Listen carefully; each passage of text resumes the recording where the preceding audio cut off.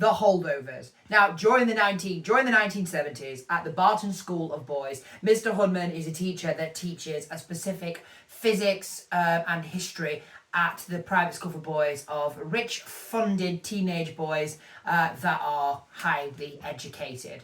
And during the time of this time, the boys would usually go on vacation, on holiday with their parents during Christmas time, as this film does take place during Christmas time, to their parents. But sometimes they wouldn't be able to go there, and the rule states that if they can't go on holiday with their parents and their friends, they'd have to stay in the actual school for boys. And Mr. Hunman unfortunately finds himself in a position where he has to watch over these brats that he can't stand over the Christmas holidays to New Year, and they have to stay in the school building because unfortunately, due to circumstances beyond their control, these boys are stuck with him. Now, he finds while in this position, he ends up with the boy called Angus Tully. Angus Tully is what you call a delinquent. He's a highly educated boy who's given an opportunity and he takes it for granted. He's got a lot of problems and he hates Mr. Hunman, like most of the school does. He finds himself being stuck in this situation with Angus Tully, the boys, and of course Mary, played by Divine Joy Randolph, who you'll remember from Murders in the Building, who finds herself in a very bad situation where something tragic has happened to her in her life, and she ends up being at this place during the Christmas season. This is a brilliant film. It's a great blockbuster because it's something you never expect. The dramatic irony that is focused on this film is very well done because it's three unlikely people that come together in a situation you just don't expect.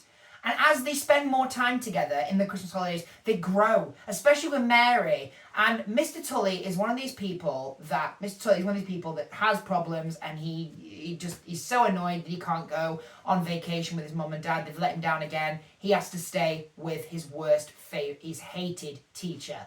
But as they spend more time together, they find that they grow in one another and they learn there's more to them than meets the eye. And a lot of people in this film, within the context of the movie, find themselves making assumptions about people. Now, during the 1970s, it was during the Vietnam War, and basically the Barton School for Boys were not allowed to enlist into the war.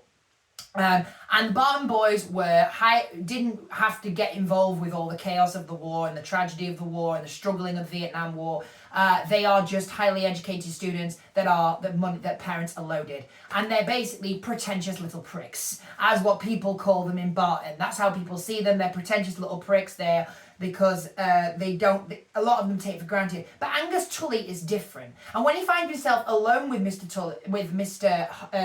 Hunman, he finds that there's a lot more to the teacher than he thought. Mr. Hunman is an average person that likes a quiet life. He likes sitting down with his books, with his novels, and he can't stand his job. He enjoys his job, but he still can't stand it. And the teachers they don't really like him. He's not hated, but he's not exactly liked either. They take him for granted.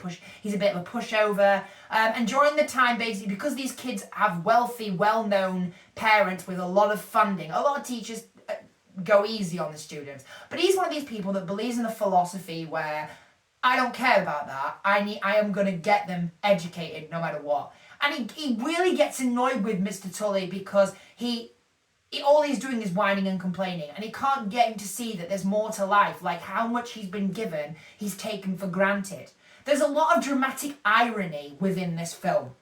The comedy is brilliant. It's fantastic because it's more real, it's less slapstick, it's more idiotic, and there are some laugh-out-loud moments of how irritated this teacher gets with this student. It is unique and it's different, and it's something that we didn't really expect to be nominated, especially for a film award, because it's during the award season. That's why I'm dressed like this. It's during the award season, and it's Oscar season. So if you've got any films that you know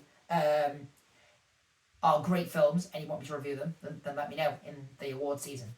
It's a fantastic film. It's brilliant. It's moving. It's a blockbuster. It sort of like brings in the context of what can happen in making the most out of the most impossible, unlikely situation. and how they grow with each other, especially the relationship between Paul Giamatti and Dominic, who plays Angus Tully. Now, Dominic's a new actor, never seen him before in the films. He has like a Breakfast Club themed vibe to him. And as they spend more time against each other, he finds that there's a lot more to them than meets the eye. He's like, oh, I was expecting something different. And you can kind of gather as you go on this journey, because as you're lost in this film from beginning to end, you start to realise that Angus Tully is a lot more than what he thought. Because too many people make assumptions in this film, as I just said. And the chemistry is quite funny. The comedy, the way they bounce off each other, they're like a ship. It's like a ship, basically. They rock back and forth throughout the film. But as they start to grow on each other and learn more about each other and spend more time, they start to enjoy each other's company.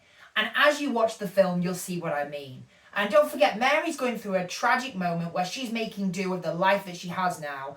She's in this horrible situation. And Hunman is trying to get Angus to see that she is in a worse situation than him. So stop acting like a little shit and see life for how it is now.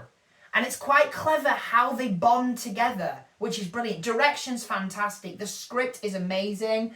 Devoy Joy Randolph, I've never seen her in a film before. I've seen her in Murders in the Building, but I've not seen her in a drama.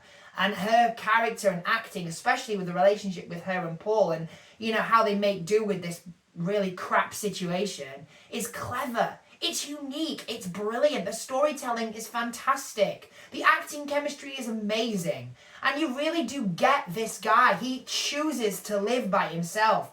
Mr. Hunman, Paul Hunman, chooses a life where he's alone. It's not something that he wanted, but it's something that he enjoys. And sometimes in society, that's what people like. They just like the quiet life. And that's what he likes. He likes his books. He's trying to get Tully to see that he needs to stop acting and throwing away everything that he's already got. And they learn from each other. There's a lot of learning curves within their relationship. So it's a brilliant film. I think it's fantastic. It's a blockbuster. It really does deserve an award. It's a surprising smash hit.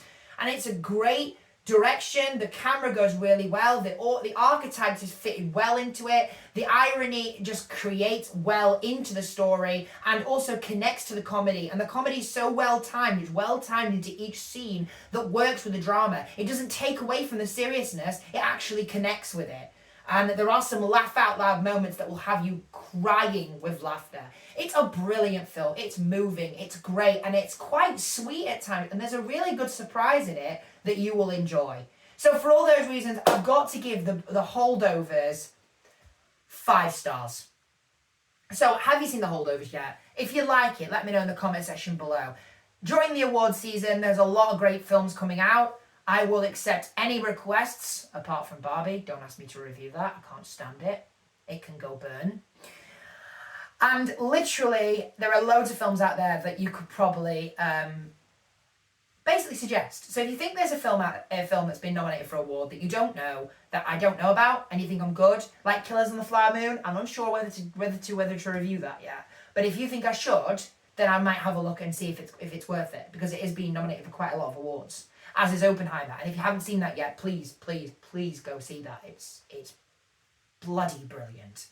So thanks for watching, guys. Have a great week. Please click the thumbs up button if you like this video, and subscribe to Movie Madness if you want to see any more movie reviews. And if you can't message me on YouTube, then check me out on social media at Sam Bates and message me and message me and say, suggest what films you want me to review. Any ones that I haven't seen before.